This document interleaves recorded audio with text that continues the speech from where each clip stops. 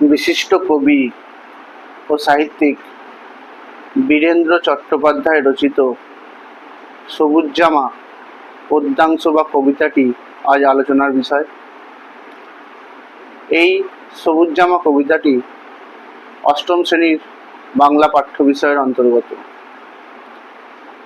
বীরেন্দ্র চট্টোপাধ্যায় রচিত এই কবিতাটি উলু খড়ের কবিতা নামক কাব্যগ্রন্থ থেকে নেওয়া হয়েছে। এই সবুজ জামা কবিতায় কবি প্রকৃতির সম্বন্ধে আলোচনা করেছেন, যেখানে এই কবিতায় তিনি এক চরিত্রকে ফুটিয়ে তুলেছেন যার নাম তোতাই। সেই তোতাই সেও গাছেদের মতো হতে চায়, আর একজন শিশু মনের গাছের প্রতি তার যে ধারণা, সেই ধারণার মাধ্যমে কবি এই কবিতাটা লিখেছেন। এই কবিতার মূল বিষয়বস্তুটি এখন পাঠকদের সামনে আমি তুলে ধরব।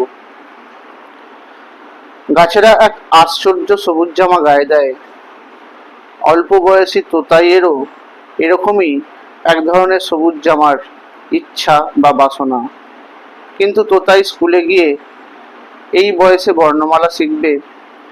আসলে সমস্ত গাছের শিশুরা জানে মানব শিশু স্কুলের পাঠ্যক্রমে ব্যস্ত থাকবে।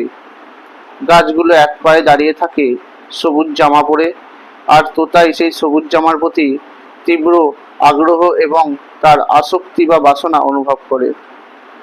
তোতাই হঠাৎ করে দেহে ও মনে সবুজ গাছ হয়ে উঠতে চায়। সে সেই অ আ ক খ ইত্যাদি বর্ণমালা শিখতে চায় না। স্কুলে যাওয়ার প্রতি তার ভীষণ অনাসক্তি দেখা যায়। গাছেদের মতো সে এক পায়ে দাঁড়িয়ে আনন্দের খেলায় মেতে উঠতে চায়।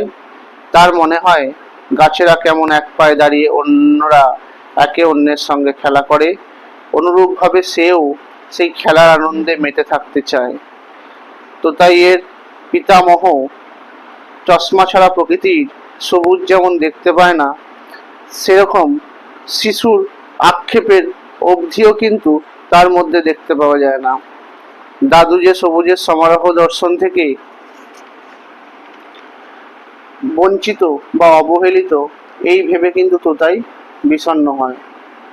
তোতাই মনে করে তার যদি গাছেদের মতো সবুজ একটা জামা থাকতো, তাহলে ঠিক তার গায়ে এসে প্রজাপতিরা ভিড় জমাতো, আর তার কোলের কাছে একটা দুটো তিনটে লাল নীল ফুল নেমে এসে তাকে ফুলে ফুলে ভরিয়ে তুলত।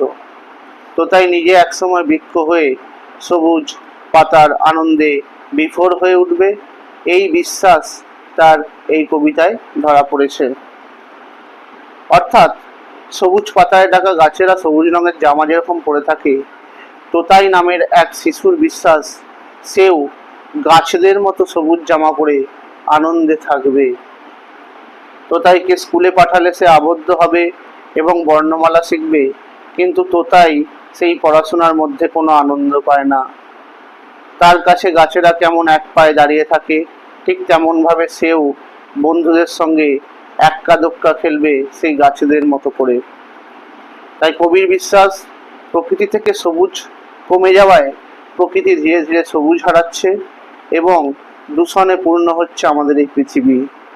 তাই দূষণ মুক্ত প্রকৃতির প্রয়োজনে আরো সবুজের প্রয়োজন, এবং এই জন্য আরো গাছ লাগাতে হবে আমাদেরকে।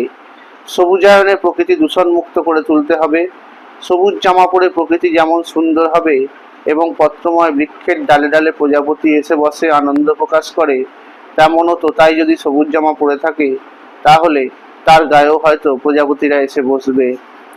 অর্থাৎ প্রকৃতির বিস্তৃত সবুজের সঙ্গে মিশে তোতাই নামের এক শিশু যথার্থভাবে সবুজ পাতা হয়ে উঠবে। প্রকৃতিতে সবুজের সমারোহ একান্ত আবশ্যক, আর এই একান্ত বিশ্বাসের কথা বা অপরিহার্য বিশ্বাসের কথাই কবি তার এই কবিতায় উল্লেখ করেছেন। ভিডিওটি লাইক করে দেবে, শেয়ার করে দেবে, আর চ্যানেলটিকে সাবস্ক্রাইব করে দেবে। ধন্যবাদ। ফেসবুক পেজে ফলো করে দেবে। ধন্যবাদ। আমার ইনস্টাগ্রামেও তোমরা ফলো করে দেবে। ধন্যবাদ।